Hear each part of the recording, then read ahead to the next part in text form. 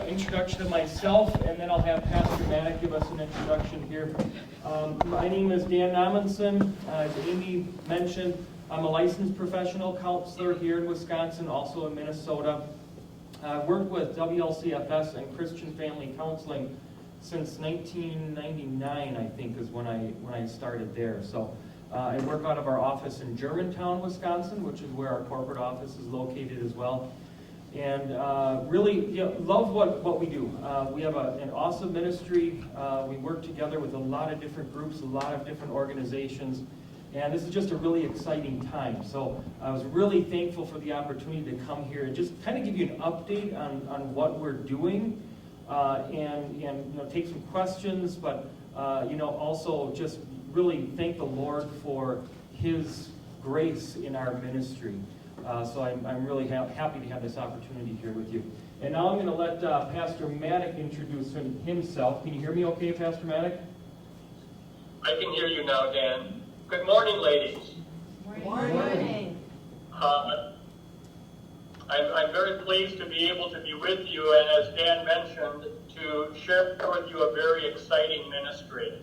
I have been with this ministry now for 10 years, and the part that Dan and I are going to present to you is the fastest growing part of our ministry. It's called the Member Assistance Program, whereby we are able to bring professional Christian counseling to members of WELS and ELS churches, schools, and other organizations around the country and literally around the world with face-to-face counseling. Can I see a show of hands as to how many of you have utilized Skype or FaceTime in your lives? Yeah, a number of you have. And this is not Skype and it's not FaceTime. This is a HIPAA-compliant software that we use, whereby our WELS or ELS counseling to people in their homes or at the church or at the school that they are attending. It used to be that if somebody wanted to have our counseling, they had to be within driving distance of one of our 14 clinics. But if you were not within driving distance, you would have to seek help elsewhere. And I'd like to maybe just begin by telling you a little bit of the history and the origins of this program. And then Dan is going to let you know exactly how it has grown so dramatically in the last 6 years. Approximately 8 years ago, I was in California, and one of my pastor brothers there that I was preaching for asked me what the possibilities were of us starting up a clinic for counseling in his town. And he mentioned because he felt overwhelmed with the amount of counseling, and he felt underqualified to give people the adequate help that they needed. I could sympathize with his plight, but if anybody knows what's all involved in having a clinic and the expense connected to that, and finding a counselor who's willing to live in that area, while the need was real, the practicality did not exist. But we never forgot his plight. And so now what we have done is we have developed the Member Assistance Program, whereby one of our 31 counselors can connect up to his members from no matter where in the country they are located. And Dan, how about if you walk the gals through exactly how we started and where we have come in the last 6 years? Yep, I'd be happy to do that. And we must have kind of a thin connection here this morning.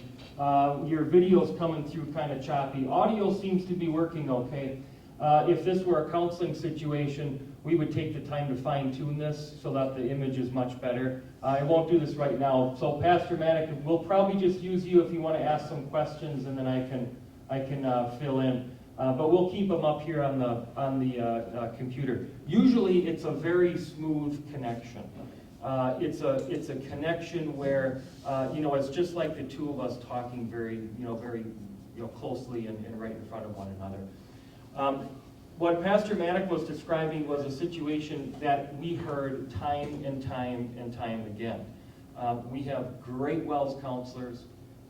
They're all licensed clinical social workers, professional counselors, licensed psychologists, great staff of people that we've had, really since our counseling started back in the late 60s when we had adoptions and we were connecting kids with parents and we did adoption evaluations and things like that.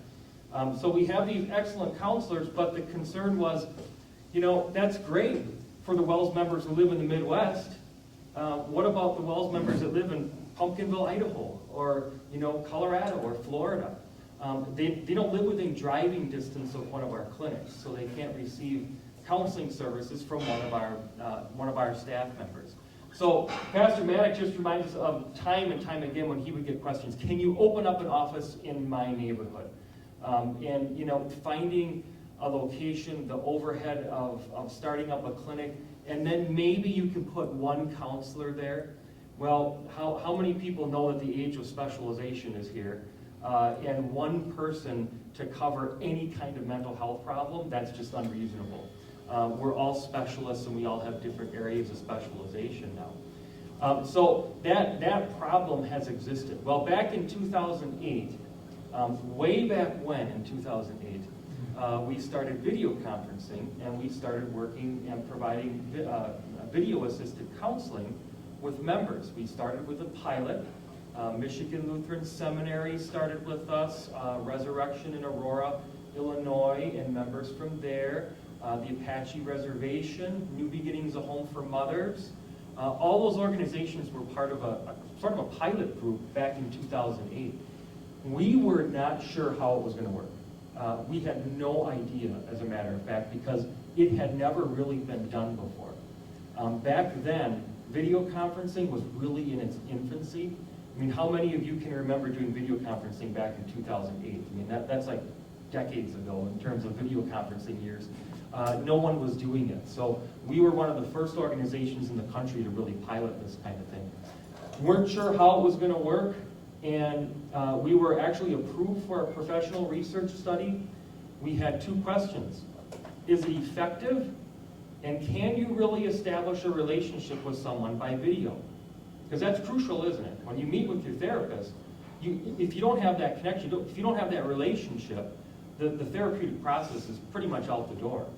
So those two questions that we had, what we found with that 5 pilot group is it worked very well. The people were very satisfied, and that research study that we have that's ongoing shows that the effectiveness rate of counseling by video isn't a little bit better than in person, it's not a little bit worse than in person, exactly the same as in-person counseling. So the effectiveness rate was there, and we did a therapeutic alliance inventory as part of the research. It showed that people very much were establishing a relationship with people by video. And how many of you were using Skype and FaceTime right now? When you do that, who are you communicating with? Family. Yeah, see, obviously we can maintain and develop relationships with people by FaceTime. It's proven now. I mean, how many of you're connecting with your grandkids and you're connecting with your kids and your family members all over. It works to maintain relationships. So that's what we found. So we started back in 2008. Pilot organization, worked very well. We took a slow growth model because this was very new again. And now we're up to about 350 organizations that we're working with around the world. Friday morning, was that yesterday? Yesterday morning, I did a video test with a teacher in China. It's part of the Friends of China program. The connection was 10 times better than the one we have in the It's actually just remarkable how smooth the connection is from here to China, of all places. That was a 13-hour difference. So my 7 o'clock in the morning yesterday was actually 8 o'clock at night their time. Worked very, very well. So we help the people in, for Friends of China. We work with our world missionaries around the country when they have those difficulties. Remember the days, Pastor Berenger, he was on a world mission field. Remember the days when, when there was a world missionary struggling, what did you have to do? You had to bring him home. Now, how much money is that? Now we're saving a lot of money just in travel expense with the counseling services that we can provide this way. And they're connecting up with people on our staff just by video. So organizations like Friends of China, world missionaries, Pastor Manick, what other key organizations do you think we have right now? Let's see if you can. I'm sorry for the choppy connection. It could be my Wi-Fi here, Dan. But one of the emphases that we are going after are the teenagers in our area Lutheran high schools. And currently, Dan, I think we have at least 20 of those schools that we are helping both students and faculty when they have some difficulties. Yep, exactly. In fact, we just started up with our 20th high school now. There's 23 area Lutheran high schools. We're working with all of them. And for instance, Waco, Nebraska Lutheran, how many counseling clinics do you think there are in Waco? Yeah, there's nothing. So, does Nebraska Lutheran have the budget to hire a full-time counselor? And when you have one counselor, can that counselor handle everything? So now Waco has the option of meeting with the students, one of 31 different counselors, with our different areas of expertise. They've referred, I think, almost 10 kids so far this year. I mean, it's a significant opportunity that they have. We meet right from the school. Pastor Hawkinson just connects up by video, and we can connect up the kids. I mean, it's everything from looking at possible eating disorder to relationship discord, which is unique for teenagers. Depression, anxiety, all those different challenges like that. We can connect them up right from school, and they meet from there. A service that they can provide to their students that they did not have before. So I don't like to talk about it as much as our program as it's their program and their service that they're providing to their members or their students. Even when we work with a congregation, it's not our program, it's theirs, because it's a ministry service that they're providing for their people. Now, let me back up just a little bit. With the member assistance program, guess what is eliminated? You'll love this. Insurance. Oh, yes. If I could give you all high five right now. Okay, we found a way to get rid of insurance. It's the organization that pays our discounted fee. Members receive the service at no cost. Okay, so there is still a financial commitment, but it's the organization that's supplying the needs of the members through that financial gift. And we charge the organizations half price on what it costs. So we use donations and grants from people as well to cover that other half. So we can eliminate insurance, and how many times is that becoming a barrier to medical services now? See, now I can preach to the choir. Usually we give this presentation in congregations on Sunday morning. We've got one in Florence, Wisconsin tomorrow that we're doing. Every Sunday, Pastor Manick and I give a presentation like this, and we're talking to people about, what are your obstacles for getting mental health? And usually the first question is, insurance, I don't know, does it cover? I've got a $15,000 deductible, I don't want to go that route. I can't afford my copay. I don't know about this authorization problem. What if the claims are denied? All of that confusion and mess is gone. We can strip that all away. Pastor, principal refers, we connect them up, we meet with them, it's done. Okay, it really streamlines the process. So with the member assistance program, organizations purchase hours, counseling hours. They refer people to us, and then we provide the service and we draw down from their hours. If they use them up, we just send them a statement for 5 or 10 more hours at a time. So it works very smooth that way. Pastor Manick, can you still hear me okay? I can. Okay, good. Now, can you, let's try to, if you could just give an example of when you were in the parish ministry, of how this helped pastors in a congregational setting. I'll be happy to. I took classes in counseling, although the seminary really does not offer more than Counseling 101. And I have I think kind of a varied life experience. And so I thought I was doing fairly well as a counselor. It has dawned on me since joining this ministry that I probably overestimated my ability to counsel people. And I also found that it was very time consuming, and it really was kind of exhausting. I think I'm not unique that way to discover that after an hour and a half of counseling, I was kind of shot. So, so anyway, I did my best, and I'll share one story, I guess, with you. I was counseling a lady probably in her mid-40s. I'm careful not to ask a lady her age, but anyway, it was probably an hour and a half each week, and it went on and on, upwards of 9 to 10 months, and she did not seem to be getting any better. And I told her that I would recommend that she see one of these professional Christian counselors, and her answer to me was, no. You are my pastor, and I need to see you. And so we carried on for a few more sessions, and finally I kind of put my foot down and I said, I will see you again, but only if you see one of these professionals first. And she reluctantly agreed to do that, and as it turns out, her problem was diagnosed in the first meeting. She had what is commonly referred to as an attachment disorder. And I had no clue. I don't believe it was a simple attachment, but she was attached to me. And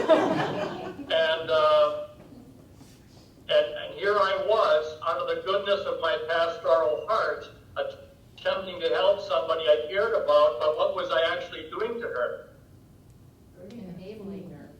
I was enabling her, was I not? And so I tell my brothers in the ministry that sometimes being faithful means that you recognize that you're trying to help somebody beyond your training. And we are a great resource for pastors who have time constraints, who are not trained clinicians. They are shepherds and they are theologians. And by the way, Dan, you might want to touch on how we do not circumvent the role of the pastor in this member assistance program. Maybe you could touch on that. Yeah, good point. And again, I'm sorry for the choppy connection, but you can hear him pretty well. So, you can see how the program can help a parish pastor, especially if they're in the hinterlands in Pumpkinville, Idaho, and they're like Pastor Maddock. They're meeting with individuals. Maybe those individuals don't have insurance. Maybe they don't know where to go. Well, where do they go? They show up at the doorstep of pastor, and he's having to handle situations that are a bit beyond his area of training and capability. That's where we can come in and complement the work of the pastor and the congregation. We're not trying to replace pastoral counseling. Good Lord, okay? We don't want to do that. They need that. We want them to be connected with their pastor. We're not trying to replace the work of the parish pastor. We're complementing it, and we collaborate with pastor in the care of the individual. Obviously, the more people you have involved in the care of the individual, the greater the likelihood there will be a positive result. So we want to work very closely. Pastors can choose to work with members in our program as closely as they want or not. Really, it's up to pastor and the member in terms of what will be helpful. We've had some pastors who have the member come to church and meet by video, and he stays right there with the member on that end. So it's pastor and member connecting up with us by video, which is great. That's fantastic. Now, sometimes in some congregations, pastors don't have the luxury of that much time. and they can't do that. So the member, 9 times out of 10, we're usually connecting with members right from their home. And whatever device they have, as long as they've got a decent internet connection and a webcam, it'll work just fine. So 9 times out of 10, we meet with members from the home. But then we always ask member to sign a release. It's done electronically. There's no paper in the program. We use EMR. We have them sign a release, and then we touch base with pastor. Sometimes it's a quick phone call. Just, hey, here's an update. Here's what we met with. That way, pastor can say, okay, this is what I'm going to work with the member on, and counselor can say, great, then I'm going to cover this area. Okay, you see how the complement works. Really, I like it, and pastors like it, because they're kept in the loop. They're involved in the process. Now, the way the program is set up right now is it requires referral from pastor. Okay, and that's done for a number of reasons. First of all, it's good that you use your shepherd. And if there are difficulties, it's helpful to talk to pastor. There are some organizations, though, that don't have a referral requirement, okay? And we know that, sometimes if you have those difficulties in life, you may not want to talk to pastor. So there is that potential obstacle that remains. However, congregations don't have unlimited budgets either, so having that gatekeeper does allow them to kind of control the utilization to make sure they're not extending their budget more than what they are able to do. But there are some organizations like the ELS, Evangelical Lutheran Synod.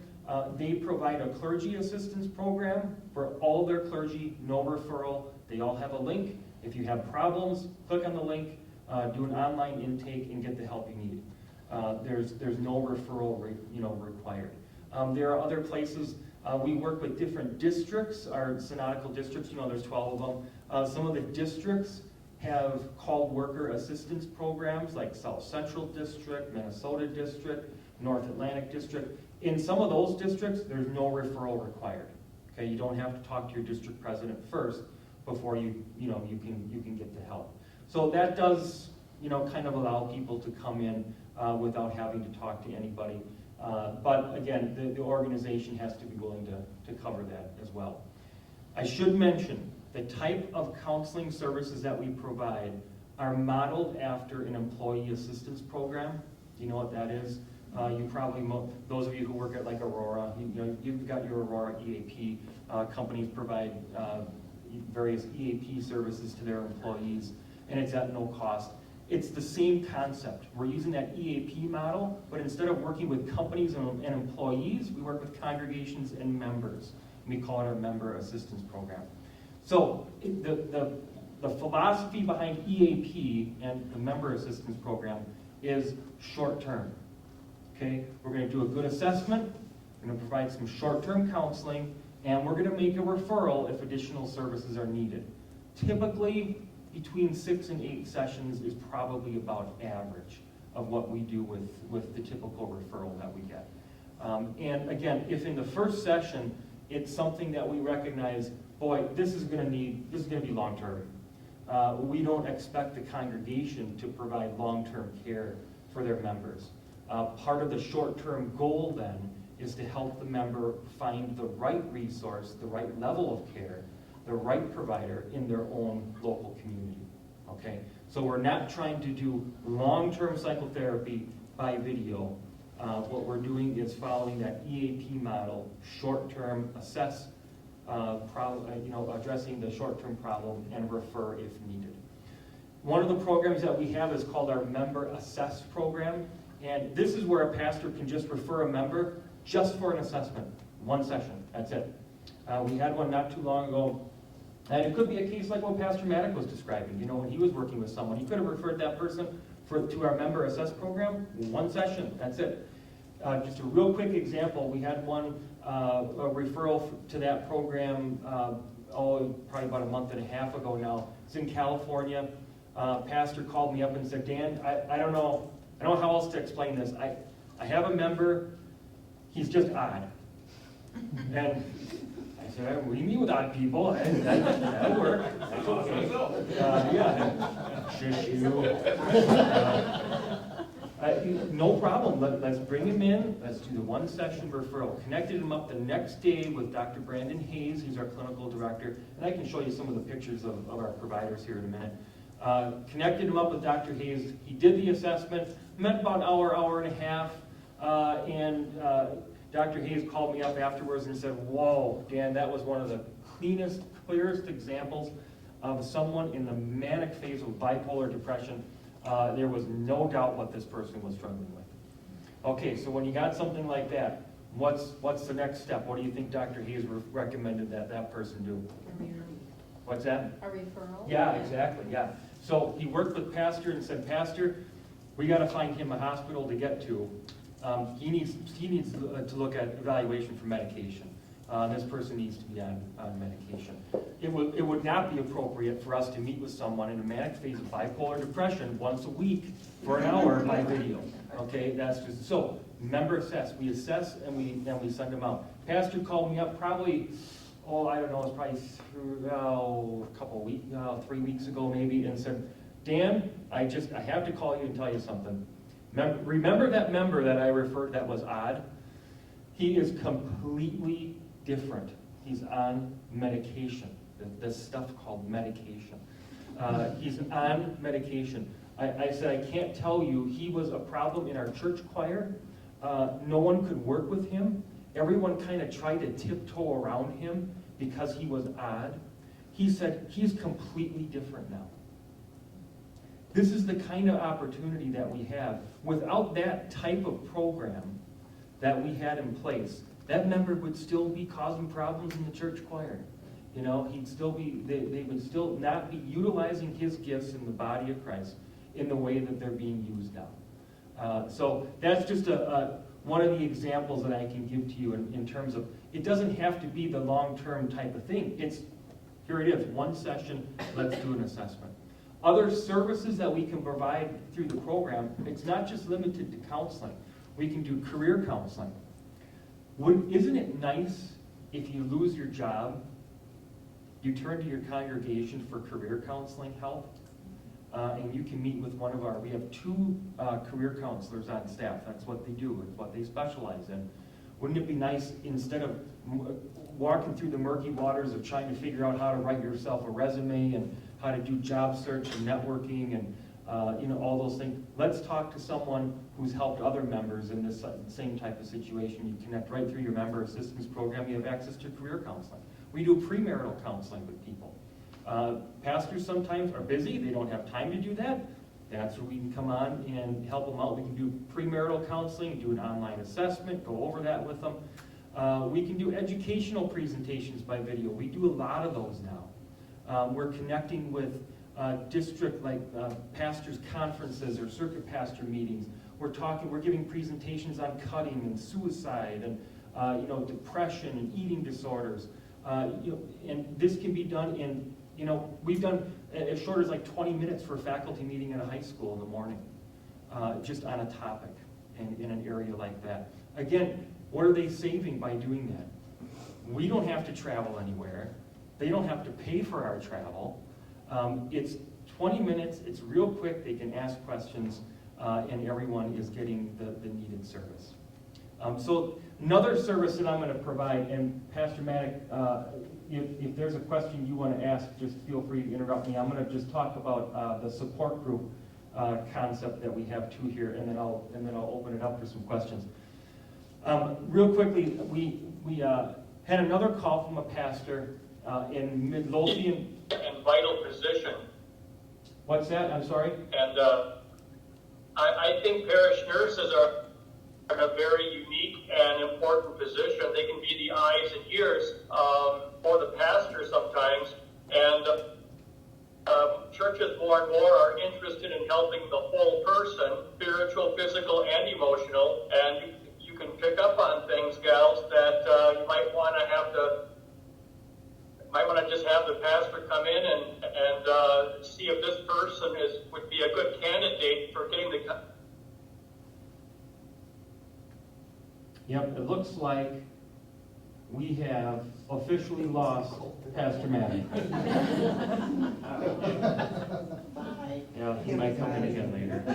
I apologize, it wasn't supposed to work that way. I blame our fans. He sabotaged the whole situation. Let me just talk real quick about support groups. Had a phone call from Pastor Seifert in Midlothian, Virginia. He said, Dan, I've got a number of people in my congregation who are in recovery, okay, substance abuse problems. They're in recovery. The local AA group, it's not what they're looking for. It hasn't been helpful. He said, I would love to start a group here. I don't know how to lead it, and none of the group members or the people are willing to do it either. What do we do? I said, well, let's see, I guess we could fly someone out there once a week for 7 weeks and help lead your group. Or we can do it by video. So what they did, gathered their people together. We brought in their support group leader. He led the support group for an 8-week group. And as he did that, he trained 2 people within the group to continue the group going. Okay, so we're just kind of planting these groups now in different areas, and the Midlothian group is continuing. One of the members was from that AA group and has never stepped foot in the church at Midlothian before. So it's a neat opportunity to pull some people into the church. Pastor always attends the meetings as well, and we're connecting them with the Lord, which is the higher power that we're looking for in the church. So that's just another example of a kind of a support group idea. Now, I'm going to, as long as we've lost Pastor Maddock here, let's just close this. And I'm just going to show you real quick, if I can bring it up here. This is our website. If we have time here, I'll show you a video on the Member Assistance Program. But I'm going to go to our counseling page here. And I'm going to go down to meet our counseling staff, just to give you an idea of the type of people that we have on board. Up on top here, this is Miles Tonicliffe, who's our director. Brandon Hayes is our clinical director. This is Dr. Joshua Mears. He works in our Mankato office. And actually, Dr. Mears and Dr. Hayes are two of the probably 4 individuals that we have on staff who specialize in internet pornography. If the word pandemic ever applied, it is related to internet pornography. And that's just not only the individual struggling, but the impact on the family. There's a really great website, if you're not familiar with it, called Conquerors Through Christ, that you should all make sure that you favorite that. Or we have the card on the parishioners table. Oh, good. Grab the card on the parishioners table back there. Conquerors Through Christ. In fact, I think I even brought some along too. These little, are these the ones that you have, Sue? These little tiny ones? Yeah. Make sure you grab one of those. Conquerors Through Christ.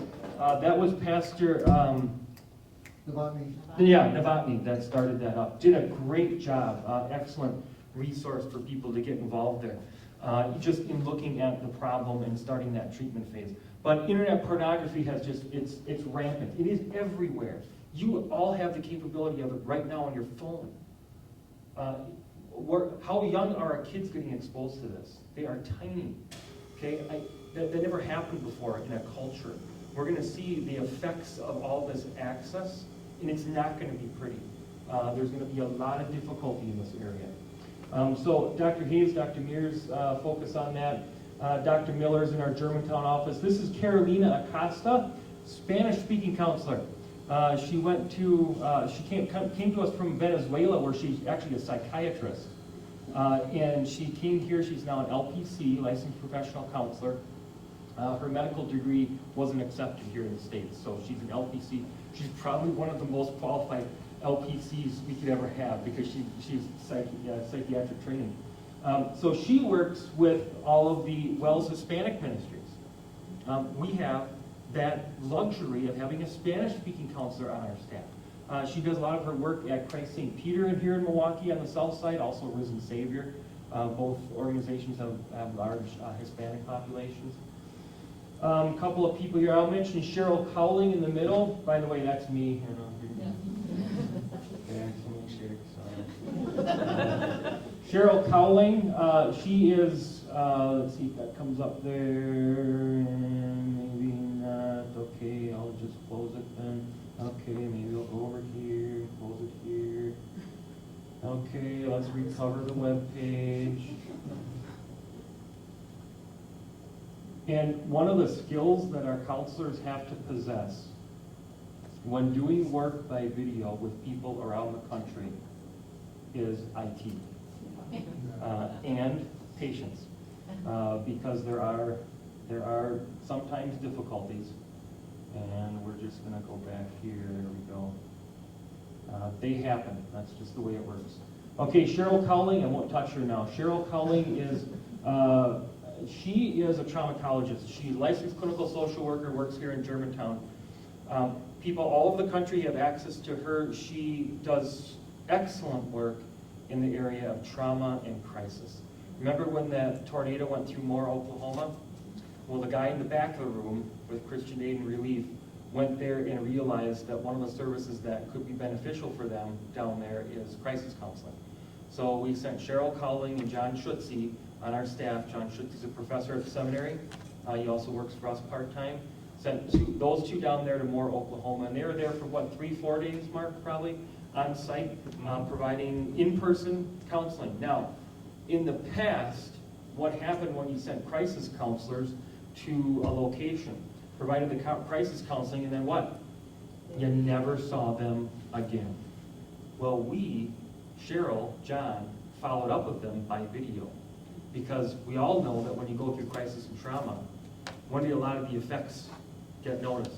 Okay, they get there later on. So we then could establish that relationship on site, provide the immediate crisis support, and then follow up with them later on when some of those symptoms develop.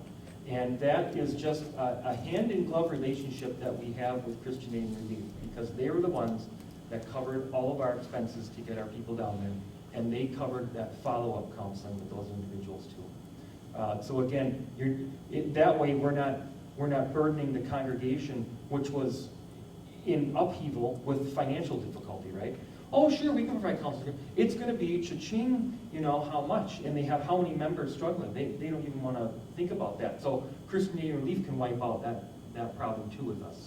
So we work with Mark, and if there is a disaster area and Mark determines that there's a need for crisis counseling, we work very closely with them, and it's just a great relationship. So Cheryl is a traumatologist. She works with people, if they've gone through physical abuse, sexual abuse, children. She does great work with the kids. And so she's in our Germantown office. A couple other people I can point out here. Megan Demjanic. She's one of the people on staff that specializes in eating disorders. She's got her postgraduate degree and graduate training and certification in the area of eating disorders. She's an excellent resource as well. Let me show you just a couple of other people here, if this will work.